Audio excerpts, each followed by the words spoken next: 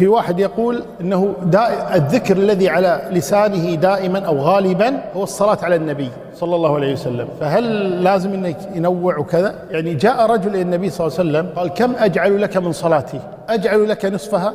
قال: إن شئت.